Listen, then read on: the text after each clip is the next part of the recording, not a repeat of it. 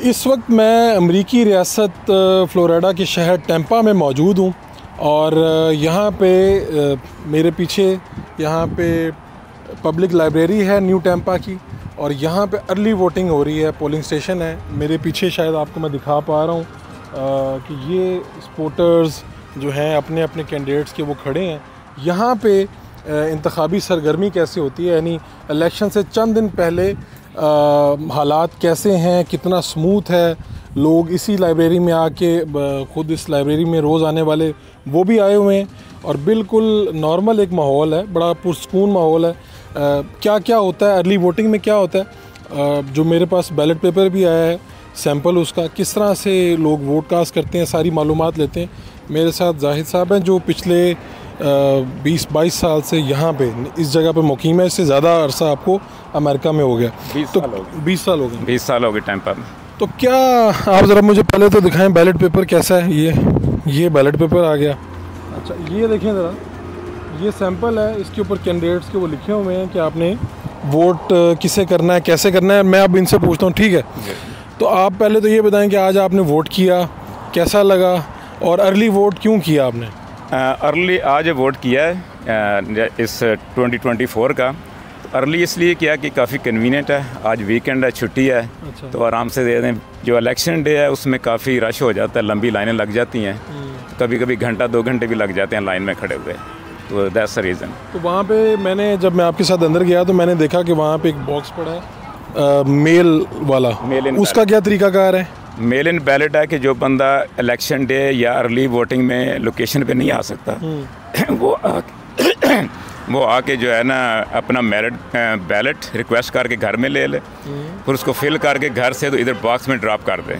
तो बॉक्स फिर जो इलेक्शन ऑफिस में जाएगा on election day, after election over then they will open the box. चले, अब तो हम इलेक्शन से चंद दिन की दूरी पे खड़े हैं, तो ये भी अगर आप बताना पसंद करें कि पहले कब से वोट कर रहे हैं, किस किस को वोट किया पहले? मैं ऑलमोस्ट तकरीबन 2020 से वोट कर रहा हूँ। तो हर 4 साल बाद इलेक्शन होता है, प्रेसिडेंशियल इलेक्शन। तो मोस्टली डेमोक्रेट को किया है। अच्छा। एक दफ़ा रिपब्लिकन को भी किया है। तो इस दफ़ा जो है ना ग्रीन पार्टी को। अच्छा, रिपब्लिकन को किसको किया था लास्ट टाइम, यानी कब मौका मिला? 2020 में बुश को किया था। बुश को। तो फिर आपने उस फैसले पे कभी अफसोस भी हुआ? अफसोस हुआ, इसीलिए चेंज कर दिया। और आपने आखिरी मरतबा 2020 के इलेक्शन में बाइडन को वोट दिया? यस। फिर बाद में क्या तासुरात रहे बाइडन के हवाले से? बाइडन के हवाले से जो है ना इकनॉमिक इतनी अच्छी सिचुएशन नहीं है। दूसरा जो है मिडल ईस्ट में वो काफ़ी सपोर्ट कर रहे हैं। अच्छा, अब आप बड़े डिफरेंट बात कर रहे हैं। मुझे पहले भी मिलने का इत्तेफाक हुआ और मुझे लगा शायद ये ग्रीन पार्टी के वाहिद सपोर्टर या वोटर होंगे, लेकिन अभी मैं न्यूयॉर्क में मुझे मुलाकात हुई। अभी मैं इतनी दूर आया हूँ, यानी फ़्लोरिडा में आया हूँ, वहाँ से न्यूयॉर्क से कितनी दूर है ये, और टैम्पा शहर में मुझे आप मिल गए और मैं हैरान हूँ कि आप ग्रीन पार्टी के सपोर्टर हैं और जो उनकी उम्मीदवार हैं, क्या नाम है उनका?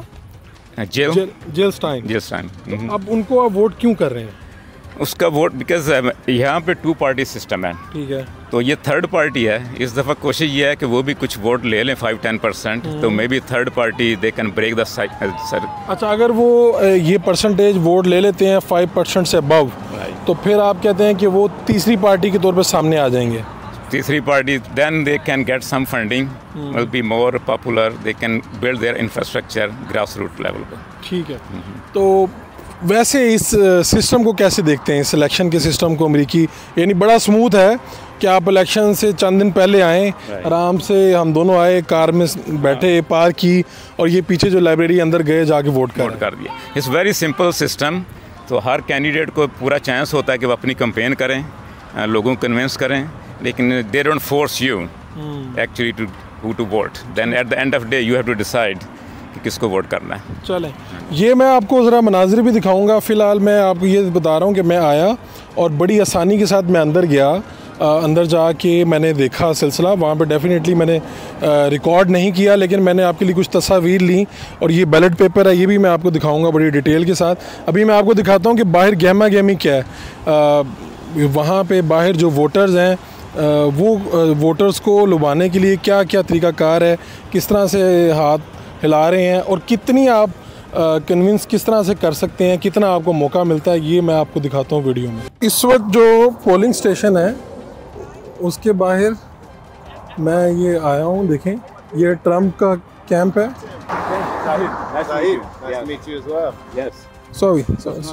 How is the voting process going? I'm ready for November 5th to be here. Yes. Yeah. Okay. Good. How is it so far early voting? How is it? People are coming a lot, Yeah, or it seems like steady, steady flow of traffic here. steady flow traffic. Yeah. Okay. I think Bloomingdale already had 300 early voters this morning.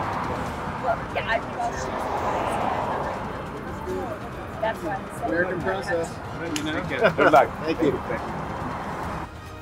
ये आप देखें ना कि लोगों ने यहाँ पे posters हैं। ये देखें, ये डेफिनेटली ये खातून जो है ये डेमोक्रेट्स की तरफ से है, ये रिपब्लिकन वाली खातून है।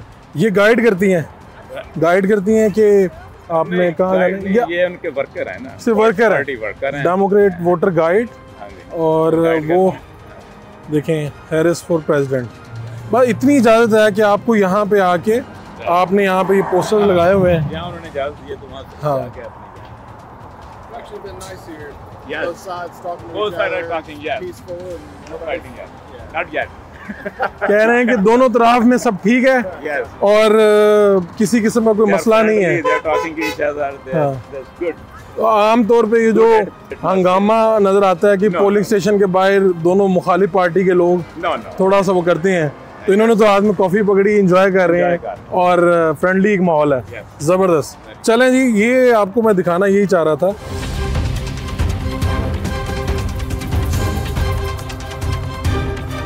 मुझे यहाँ पे मैं आपको पोलिंग सेंटर के जो बाहर खड़ा हूँ और लोगों से बात करने का मौका मिला, तो उसके बाद यहाँ पे जो एक तासुर है कि कितना खूबसूरती से, कितनी ज़बरदस्त अंदाज से लोगों को कन्विंस करते हैं। और ये भी कहा गया कि मीडिया पे शायद ये तासुर है कि बड़ा सख्ती है, दोनों के सपोर्टर्स आपस में कोई अच्छे उनके मामलात नहीं हैं। लेकिन यहाँ पर तो कम से कम ये फ्लोरिडा में इस पोलिंग सेंटर का जायज़ा लेने के बाद मेरे तासुरात ज़रा मुख्तलिफ हैं।